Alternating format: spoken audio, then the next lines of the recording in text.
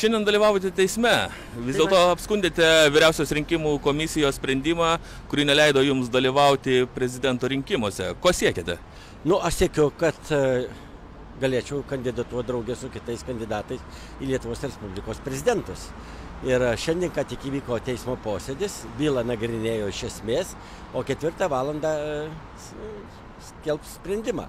Man sprendimas aiškus, be abejonės jie neleis kandidatuoti ir neišduos rinkimų lapų, tai akivaizdu. Pranešime spaudai jūs išplatinote savo skundą, kuriame surašyti konstituciniai argumentai. Kaip manote, kodėl konstitucija prieštarauja pagrindiniam priimtiems įstatymams? Tai reikėtų gal traktuoti atskirai, kodėl įstatymai prieštarauja konstitucijai, nes konstitucija aukščiausias yra dokumentas, teisės aktas, Lietuvoje priimtas referendumu ir neturėtų teisės joks rinkimų kodeksas prieštarauti konstitucijai. Konstitucija man nedraudžia kandidatuoti ir aš tuo argumentavau Vyriausiam administraciniam teismui, o dėja rinkimų kodeksas, jau kuris patvirtintas Seimo, žemesnis teisės aktas, neleidžia man kandidatuoti į Seimą. Štai matot, kokia yra situacija, viskas apverksta aukštyn kojom. Kaip manote, kodėl jums vis dėlto neleidžia kandidatuoti? Kokios yra tikrosios priežastys? Aš manyčiau, kadangi nuolat kritikavau valdančią daugumą ir mano kritika jiems, kaip ir Rusijoje, Putinui nepriimtina, kur Navalnas nužudytas, kad nuolat kritikavo Putiną, buvo uždarytas į kalėjimą, gal ir mane uždarys, dar byla dėl švento rašto citavimo tęsiasi, bus kovo 4 dieną per Šventą Kazimierą 9 val. Ryte. Kokį priims teismas sprendimą, tai nežinau, bet čia už kritiką, nuolatinė mano kritika nepatinka konservatoriams, nepatiko sovietmečiu, kai kritikavau sovietų sistemą, sodino į lageris, dabar jie eina tuo pačiu keliu.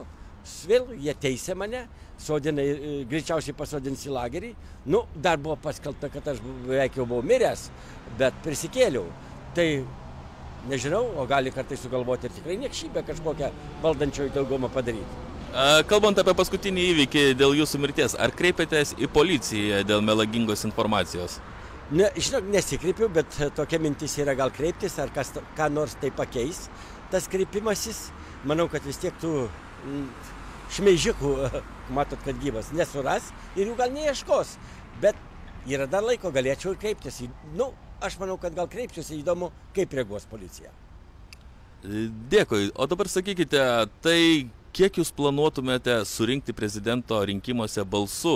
Vis tiek jūs esate pirmininkas 4 didžiausios partijos pagal skaitlingumą, tai kaip galvojate, kaip žmonės balsuotų už jūs? Jeigu jie man draudžia, tai matyt bijo manęs. Jeigu nebijotų, tai ir nedraustų. Tai lygiai taip pat jūs įsivaizduokit Rusijoje, net šitas Nadeždinas, kandidatas į prezidentus, jam išdavė lapus ir leido surinkti parašus, surinko jų čiut nedvigubai daugiau, bet jie juos išbrokavo. Tai aš ir teismui sakau, tai jūs bent jau pavaizduokit tokią demokratiją, kokią Rusijoje Putinas vaizdavo. Išduokit tuos lapus, surinkšiu, išbrokuosit ir bus, kaip čia demokratija lyg tai atrodys Lietuvoje. Bet jie elgėsi gan griežčiau negu Putinas Rusijoje. Kaip manot, kodėl jie taip griežtai elgėsi?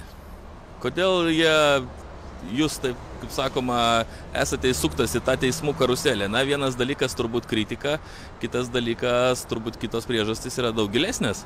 Žinot, tikrai negaliu pasakyti, gal neapykanta, gal kas, dėl to jie mane čia taip persekioja. Žinot, atsakymo neturiu. Bet kad persekiojamas nuolat ir kad teismai nuolat ir tiesiog prieš taigi buvo byla, ta isterijos byla, kad žiūrėkit, dabar matom Stepukoniją, ne? Klausykit, 40 milijonų nepralošta, ten įsidalinta tie pinigai, išplauti tie pinigai. O mano klausimu, klausykit, tos isterijos byloj, gal per 3 metus sekė Tomo, tiek surinkta bylos ir ten tik 1000 eurų ir tie yra padengti. Valstybė nei 1 cento neturėjo žalos, o čia pralošti kas? Būsimų pensininkų fondas praloštas. Ir važiuokit, ir nesima jokių priemonių, nors pateikęs įstatymo pataisą, kad žmonės, kur kaupia pinigus, turi teisę atsiimti, nesvarbu ar pensiniam fonde, bet jie nekeičia to įstatymų, nekeis, tegu pralošia vagys, bet žmonės negaus tų pinigų. O ką manote apie Justo Džiugelio skandalą? Nu tai akivaizdu savas. Savas, tai įsivaizduokit, kas yra, jeigu jis teikia įstatymo pataisus palankius stambiausiam lošėjams, tai ką čia kalbėti, neduok Dieve, aš būčiau tokį įstatymo pataisą pateikęs, tai gal ne tik tais nuteistų, bet jau seniai būčiau uždarytas ir supūčiau kalėjime. O čia ką jis dabar dar yra, tik sustabdė savo narystę kaip socialinių reikalų komiteto pirmininko, o gal ateis pavasario sesija ir liks gal tuo komiteto pirmininku. Štai matom, dar kartą akivaizdžiai matom dvigubus standartus. Ne tik, kai sako jo ten lošimo priežiūros įstaigom teikiami įstatymo pataisos, ten yra ir pinigai didžiuliai iššvaistyti, kanceliarinis lėšos, kažkokiam fiktyvom ataskaitoms spausdinti ir panašiai. Ir ne tik jis, ir daugelis dalis iš valdančios daugumos Seimo narių. Kreivys milijardierius 18,5 tūkstančių gražino ir finansų ministrės Skaistė gražino pinigus į biudžetą ir kultūros ministras apie 30 tūkstančių gražino neteisėtai panaudojęs lėšų ir švietimo, man atrodo, ministrė ten kažką atsistatydino, jinai buvusi. Irgi lėšas panaudojo neskaidriai. Ir jie yra, kai sako, ir toliau gerbiami, mylimi ir teisę tokius smerkia kaip aš. Na ir pabaigai, ką palinkėtumėte mūsų žiūrovams? Gal turite kažkokius tai favoritus prezidento rinkimuose, Europos parlamento rinkimuose, ateinančios Seimo rinkimuose? Ką manote, kas būtų vertas būti Lietuvos Respublikos prezidentu? Svarbiausias dalykas, kad opozicija susivienytų.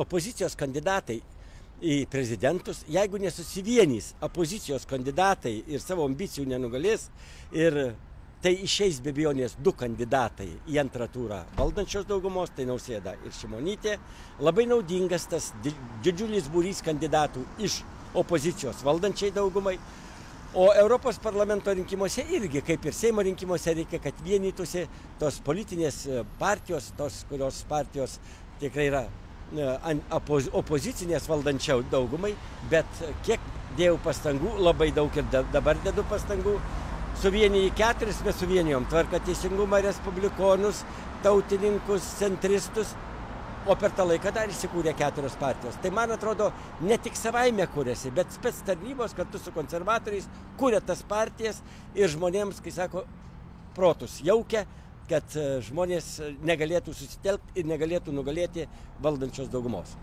Supratau. Dėkui Jums, geros dienos. Ačiū.